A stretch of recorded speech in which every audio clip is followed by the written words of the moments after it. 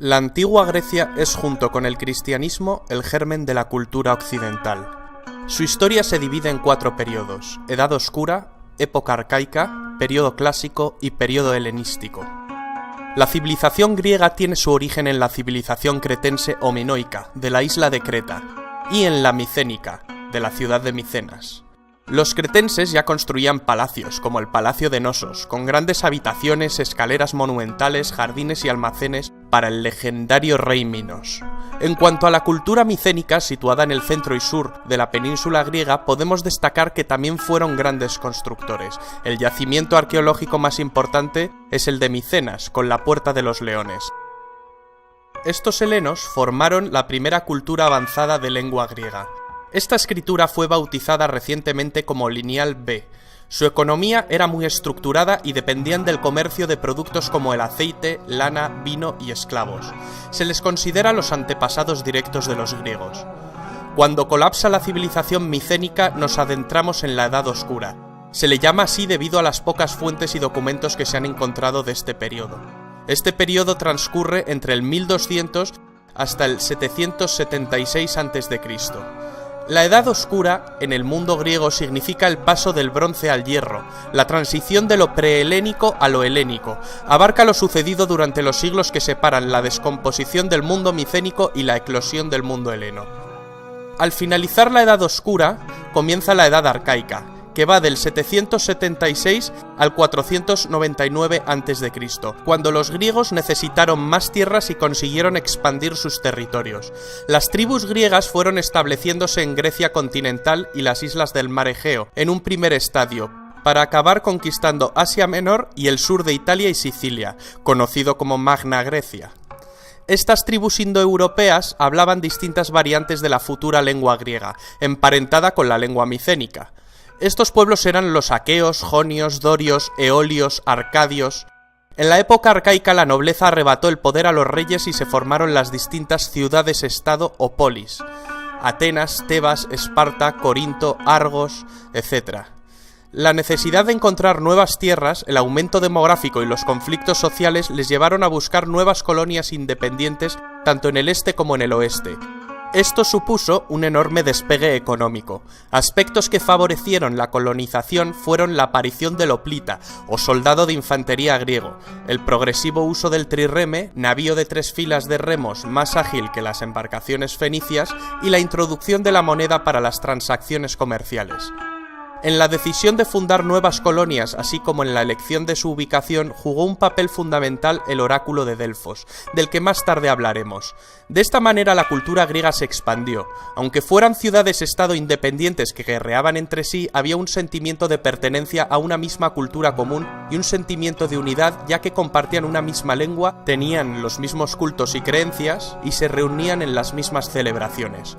Los romanos llamaron griegos a los habitantes de la antigua Grecia, aunque estos se llamaban a sí mismos helenos, y con el nombre de Hélade se conoce al territorio en el que se asentaron. Tras la época arcaica comienza la Edad Clásica, del 499 al 323 a.C. En este periodo ocurrieron las guerras médicas, una liga de pueblos griegos contra el temible imperio persa. Todo comenzó cuando las ciudades jonias de Grecia y Asia Menor se rebelaron contra el dominio persa. Muy pronto, las demás ciudades formaron una confederación militar contra un ejército persa que estaba bajo el mando del rey Darío I, iniciándose la Primera Guerra Médica. Esta guerra se saldó con una victoria griega. La guerra se reanudó en el 480 a.C. bajo las órdenes del rey Jerjes, hijo de Darío. Los aliados griegos, con Esparta y Atenas a la cabeza, lograron vencer nuevamente al imperio persa. Famosas son las victorias griegas en Salamina y Platea, o la defensa heroica espartana del desfiladero de las Termópilas, liderada por el rey Leónidas. La suerte, no solo de Grecia, sino de la civilización occidental, se había jugado en una serie de jornadas decisivas. Atenas inició una época de esplendor bajo el gobierno de Pericles, que cambió el mundo occidental. Sin embargo, pronto Esparta pretendió liberarse del poder ateniense. Espartanos y atenienses, antiguos aliados, iniciaron una larga guerra llamada la Guerra del Peloponeso, que concluye con la derrota de los atenienses y la nueva supremacía de Esparta. aunque pronto se produciría un nuevo renacimiento de Atenas tras el debilitamiento de Esparta y su guerra contra Tebas. En su último periodo, el helenístico, del 323 al 30 a.C., Alejandro, hijo del rey Filipo II de Macedonia, heredó de su padre una Grecia derrotada y acabó sometiendo al imperio persa. Sus conquistas crearon un vasto imperio desde Egipto hasta la India, ayudando a difundir la cultura griega por todo el Mediterráneo y gran parte de Oriente. A partir del año 200, los romanos se empiezan a apoderar de todas las zonas colonizadas por los griegos, tomando al fin el último de los reinos de los sucesores del imperio de Alejandro, el reino de la dinastía de los Ptolomeos, en Egipto, con Cleopatra como su última representante. Tras la derrota de Cleopatra y Marco Antonio en el 31 a.C. por parte de las tropas de Octavio, los romanos acabarían absorbiendo la herencia de la cultura griega. Las formas de gobierno de las polis griegas fueron muy dispares. Los modelos más conocidos y que ejercieron más influencia fueron los de Esparta y Atenas. Esparta era un pueblo guerrero con gran preparación militar, rígido y austero. Durante mucho tiempo hubo una diarquía, una forma de gobierno en la que dos reyes pertenecientes a las grandes familias espartanas regían sobre el pueblo. La contribución de Esparta a la cultura es más pobre que la ateniense.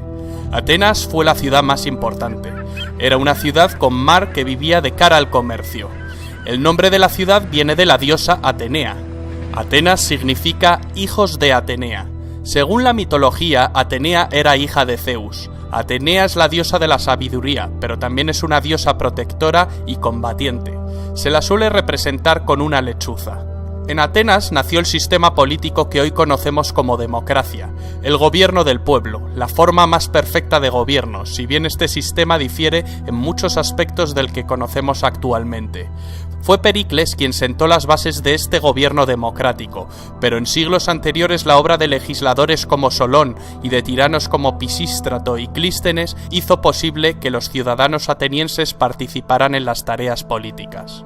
Las ciudades griegas estaban dominadas por una acrópolis, un pequeño recinto sagrado en lo alto de una colina. La Acrópolis de Atenas albergaba el tesoro de la ciudad y diversos templos para ritos religiosos y altares para ofrendas. La diosa Atenea era la patrona y protectora de la ciudad.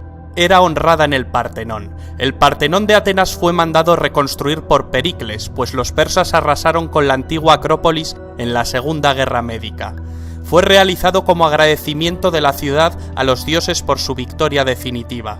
Los arquitectos fueron Ictinos y Calícrates, que estuvieron a las órdenes del gran arquitecto y escultor ateniense Fidias, autor de la decoración escultórica y de la gran estatua crisoelefantina de la diosa Atenea Partenos, que cada año era agasajada con ofrendas.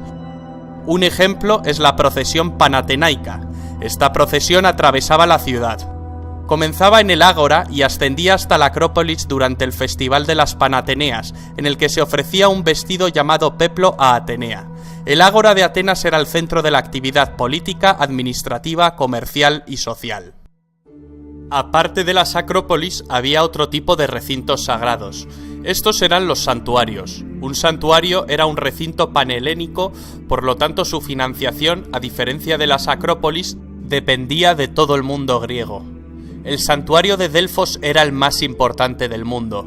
Estaba dedicado al dios Apolo. En él se hallaba el oráculo. El oráculo de Apolo en Delfos se convirtió en toda una institución en Grecia. Cuando se consultaba, una sacerdotisa llamada Pitonisa entraba en trance y pronunciaba palabras inconexas que un sacerdote daba después coherencia en forma de proverbios. El que buscaba consejo extraía de él una predicción, que se podía interpretar de muchas maneras. El oráculo nunca fallaba, lo que podía fallar era la predicción. Peregrinos de toda Grecia, incluso extranjeros, se acercaban a Delfos a consultar el oráculo, que jugó un papel muy importante en la fundación de nuevas colonias o en asuntos de guerra. Otro santuario muy famoso es el santuario situado en Olimpia.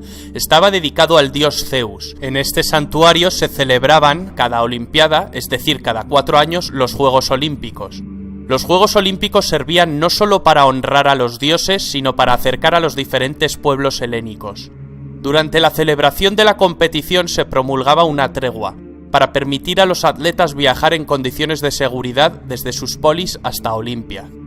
Los Juegos Olímpicos de la antigua Grecia fueron bastante diferentes de los modernos. Había menos eventos y solo los hombres libres que hablaban griego podían competir. Los griegos competían en las modalidades de carrera, lucha, lanzamiento de disco, jabalina, salto, carreras de caballos y otras pruebas. El premio era una corona de olivo y el reconocimiento en su ciudad de origen. Con frecuencia los poetas les convertían en celebridades y vivían el resto de sus vidas a costa del erario. Los primeros Juegos Olímpicos se cree que se celebraron en el 776 a.C., fecha que marca el inicio de la época arcaica. Ya han ido apareciendo algunos de los dioses griegos.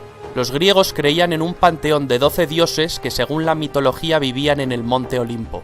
Todo comenzó cuando Urano cometió incesto con su madre Gea, la madre tierra.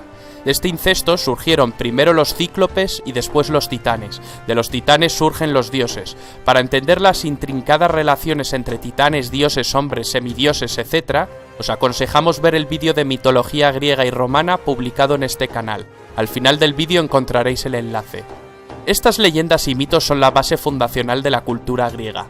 Las aventuras de los dioses se narran, entre otras fuentes, en la Teogonía de Hesíodo y en las epopeyas del poeta Homero, la Ilíada y la Odisea. La Ilíada relata la destrucción de Troya. Una confederación de aqueos entre los que se encuentran Ulises y Aquiles parten camino de Troya, pues el príncipe troyano Paris había secuestrado a la bella Helena de Esparta. Durante 10 años los griegos sitiaron la ciudad. Héctor de Troya, hermano de Paris, desencadena la cólera de Aquiles tras matar a su querido amigo Patroclo. Aquiles acaba dando muerte a Héctor. La suerte de la batalla cambió cuando Ulises urde un plan muy eficaz: construir un gran caballo de madera escondiendo a sus mejores guerreros en su interior. Los troyanos, al creer que se trata de una ofrenda, introducen el caballo dentro de sus murallas. Gran error. Finalmente Troya cae. En la Odisea, Ulises, también conocido como Odiseo, tras batallar en la guerra de Troya, regresa a Ítaca, su casa. En la Odisea se narra un duro camino de vuelta lleno de peligrosas aventuras. La fecha de composición de la Ilíada y la Odisea es controvertida. La opinión mayoritaria la sitúa en la segunda mitad del siglo VIII a.C. Hay incluso quien discute su autoría. Incluso se pensó que Troya nunca existió hasta su descubrimiento en el siglo XIX por Heinrich Schliemann.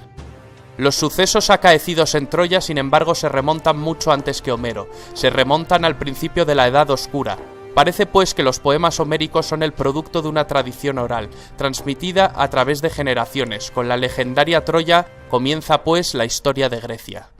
Los griegos también produjeron grandes obras de teatro, donde se construía todo un mundo artificial para representar la vida humana. Esquilo, Sófocles, Eurípides crearon grandes tragedias. Estos autores son de la época clásica, la época de la antigua Grecia más esplendorosa. Se representaban en el teatro. El teatro griego se originó en un espacio circular al aire libre llamado orquesta, en el que se ejecutaban una gran variedad de actividades, desde espectáculos artísticos, danzas, recitados y piezas musicales, hasta eventos cívicos y religiosos. Los teatros griegos se apoyaban en una pendiente para construir el graderío. A los antiguos griegos también se les considera los precursores del pensamiento occidental actual, un modo de pensar que utilizaba razones y argumentos y que valoraba la lógica y la razón como la más valiosa posesión. Para entender la filosofía griega hay que conocer la filosofía de tres figuras que han determinado el pensamiento occidental hasta nuestros días: Sócrates, Platón y Aristóteles. Sócrates vivió toda la época de Pericles. A los discípulos anteriores a él se les denomina presocráticos, como el matemático Pitágoras. El discípulo de Sócrates fue Platón, y el discípulo de Platón fue Aristóteles. Aristóteles asistió al ascenso de Macedonia y fue el preceptor de Alejandro Magno. La armonía de las proporciones y la representación de la figura humana fueron los elementos centrales en el arte helénico. Para estudiar el arte griego es importante distinguir entre época arcaica, clásica y helenística.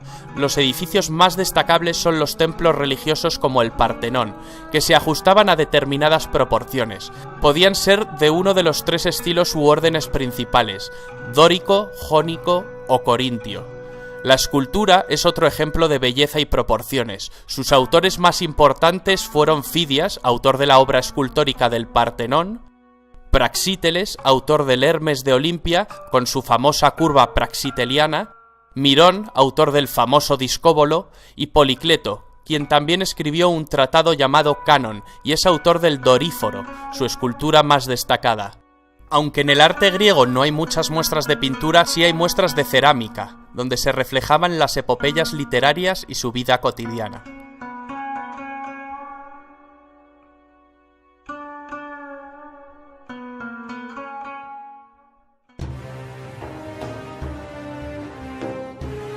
Hemos visto, pues, la importancia de la antigua Grecia, enormemente influyente en nuestra cultura, tanto para la lengua, la política, los sistemas educativos, la filosofía, la ciencia o las artes.